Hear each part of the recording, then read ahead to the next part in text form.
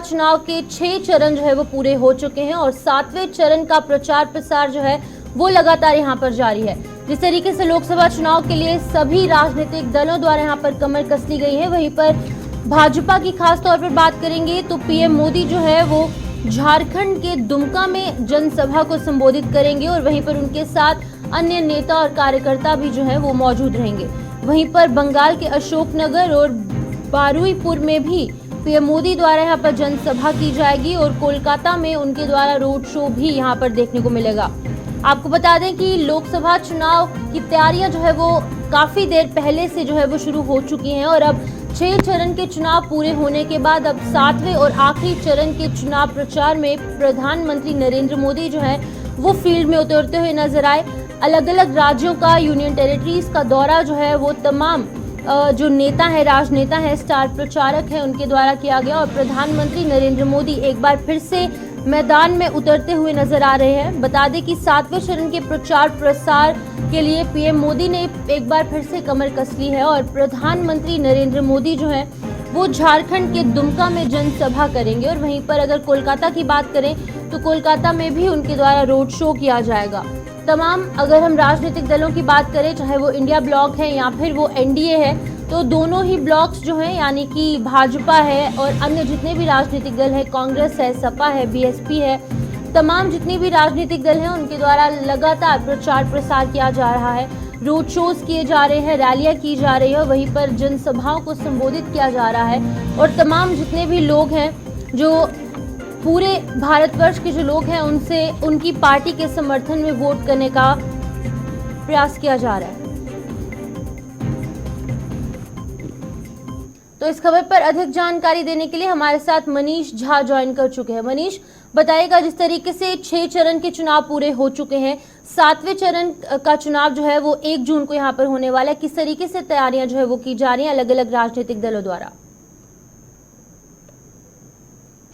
मनीष, आप सुन पा रहे हैं? इलेक्शन कमीशन का बात करें तो उन्होंने कमर कस ली है और जिस तरह से शांतिपूर्ण ढंग से इलेक्शन कमीशन ने अभी तक का चुनाव कराया है, ये काबिले तारीफ है, लोग तारीफ कर रहे हैं। ध्यान देंगे, शुरुआती दौर से दर्शकों को हम लोगों ने दिखाया है कि जिस तरह प्रत्येक बूथ पर सीसीटीवी कैमरे से निगरानी की जा रही है, अतिरिक्त सुरक्षा बल, यह तो काबिले तारीफ है। आज जो पीएम का दौरा है झारखंड के दुमका में, ये सीट इसलिए भी महत्वपूर्ण है क्योंकि यहाँ से झारखंड मुक्ति मोर्चा से बगावत करके आई नेता सीता सोरेन उम्मीदवार हैं भारतीय जनता पार्टी की ओर से। और जो ग्राउंड रिपोर्ट हम लोगों ने किया, वहां स्थिति सीता सोरेन की बहुत अच्छी नजर नहीं आ रही थी, इसलिए वहां आज प्रधानमंत्री का दौरा महत्वपूर्ण है और अनुमान है कि उनके दौरे के बाद जो भारतीय जनता पार्टी के कार्यकर्ता हैं उसमें उत्साह होगा और आने वाले समय में निश्चित तौर पर इसका फायदा बीजेपी को या एनडीए गठबंधन को होता दिखेगा। परंतु अभी तक अगर हम बात करें ग्राउंड पर, तो हेमंत सोरेन जिस तरह से वो जेल में रहकर भी स्टार प्रचारक बन गए, उनकी पत्नी कल्पना सोरेन लगातार मंच को संभाल रही हैं। अभी अगर झारखंड में हम बात करें तो राहुल गांधी से अगर बड़ा कद दिख रहा है तो वो कल्पना सोरेन का दिख रहा है, तो कहीं ना कहीं इसका भी प्रभाव राजनीति पर पड़ता दिख रहा है। थोड़ा हमें इंतजार करना होगा और इसके बाद ही पता हो पाएगा कि क्या स्थिति बनती है। अभी जो प्रधानमंत्री का दौरा है, इसको लेकर पूरी तैयारी कर दी गई है, सुरक्षा व्यवस्था पूरी तरह से दुरुस्त कर दी गई है ताकि किसी तरह की दिक्कत ना हो। और प्रधानमंत्री भी लगातार ऊर्जावान नजर आ रहे हैं क्योंकि यह अंतिम चरण है, तो अपना ताकत दोनों एनडीए और इंडिया गठबंधन ने झोंक दिया है। मनीष, यहाँ पर बताइएगा, क्योंकि 6 चरण के चुनाव यहाँ पर हो चुके हैं, 7वां और आखिरी जो फेज है वो बचा है, तमाम राजनीतिक दलों द्वारा वादे जारी है। ग्राउंड जीरो पर आपने देखा होगा, लोगों से बातचीत भी की होगी क्योंकि 6 चरण के चुनाव हो चुके हैं। क्या कुछ रुझान आपका लोगों की ओर दिख रहा है कि लोग जो है वो उसी लहर को फॉलो करेंगे या फिर इंडिया ब्लॉक की भी जीतने की संभावना जताई जा रही है?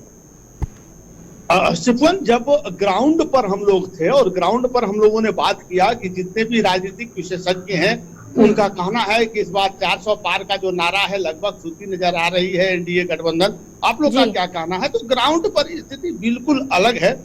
झारखंड मुक्ति मोर्चा के जितने कार्यकर्ता हैं वो उत्साहित नजर आ रहे हैं क्योंकि कल्पना सोरेन संभाल रही है। इन लोगों का कहना है कि स्थिति कुछ अलग है क्योंकि 6 चरण का चुनाव हो गया है। अगर इस पर हम लोग ग्राउंड रिपोर्ट दें तो स्थिति बीजेपी की 2019 से कमजोर नजर आ रही है, ना कि उससे मजबूत। तो 400 पार का जो नारा है वो अलग है, वो अपना उनकी रणनीति है, परंतु ग्राउंड की जो स्थिति है वो कुछ अलग है, इनके नारे से अलग दिखाता है। जो इंडिया गठबंधन के नेता है वो मजबूत नजर आ रहे हैं। इसके कुछ रीजन भी है।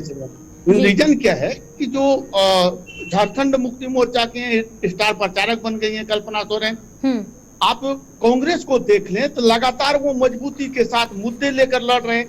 उनका कोई हवा नहीं है, ना वो शोरगुल कर रहे हैं, शांतिपूर्ण ढंग से, जिसे साइलेंट वोटर कहते हैं, उसे अपने ओर मूव करने में वो कामयाब रहे हैं। वहीं राजद का बात करें तो जब से राजद आकर बोले हैं तो यादव वोट जितने हैं यहाँ, या बिहारी वोट जितने हैं, बाहरी जिसे बोला जाता है, वो लगभग मूव होते नजर आ रहे हैं। और राजपूत जो थे, जिसे छत्री कहा जाता है, वो पहले ही बीजेपी से नाराज चल रहे हैं, क्योंकि धनबाद और चतरा दोनों सीट राजपूतों से छीन लिया गया है। तो कहीं ना कहीं इसका जो दुष्परिणाम है ये होता नजर आ रहा है, पड़ता नजर आ रहा है एनडीए गठबंधन पर, और इसका फायदा इंडिया गठबंधन को होता दिख रहा है। जी मनीष, यहाँ पर बताइएगा, ये आपने ग्राउंड की जो रियलिटी है वो आपने यहाँ पर एनालाइज की है, लेकिन अगर लोगों की बात करें तो जिस तरीके से सड़क, बिजली, पानी, ये कुछ आम मुद्दे थे लोगों के हमेशा से, लेकिन आपको क्या लगता है कि क्योंकि 10 साल का कार्यकाल यहाँ पर मोदी सरकार का हो चुका है, कुछ लोग जो हैं वो यहाँ पर काफ़ी संतुष्ट भी नज़र आते हैं भाजपा से, क्योंकि उनके द्वारा कहा जाता है कि तमाम अलग अलग सेक्टर्स में हर एक फील्ड में डेवलपमेंट देखने को मिली है, तो क्या लगता है क्या कुछ नए मुद्दे इस बार आम जनता के हो सकते हैं? सिर्फ जब ग्राउंड पर आएंगे तो इस बार बिजली, पानी, सड़क ये मुद्दा नहीं है। हालांकि अनेक जगह है, झारखंड के अनेक भाग में पानी नहीं रहने के कारण लोगों ने वोट बहिष्कार किया, जो टीम थी मनाने पहुंची वहां, परंतु यह मुद्दा किसी राजनीतिक दल ने अभी तक उठाया नहीं। अगर आप एनडीए का पालेंगे तो वो राम मंदिर का मुद्दा उठा रहे हैं, वो 370 का मुद्दा उठा रहे हैं, भारत को मजबूत करने का बात कर रहे हैं। और अगर आप इंडिया गठबंधन का बात करेंगे तो बेरोजगारी प्रमुख मुद्दा है। और झारखंड में हेमंत सोरेन को जेल डालना, क्योंकि आदिवासियों के एक प्रमुख नेता रहे हैं, हीरो रहे हेमंत सोरेन, तो इन लोगों का जो एक हथियार है वो ये कि हेमंत सोरेन को जबरदस्ती, या यूं कहें कि ठीक है मनीष, बहुत बहुत शुक्रिया तमाम जानकारी देने के लिए। झारखंड से मनीष झा हमें अपडेट कर रहे थे कि किस तरीके से भाजपा द्वारा जो तमाम अलग अलग जगहें हैं, अलग अलग राज्य हैं, यूनियन टेरिटरीज, वहां पर ताबड़तोड़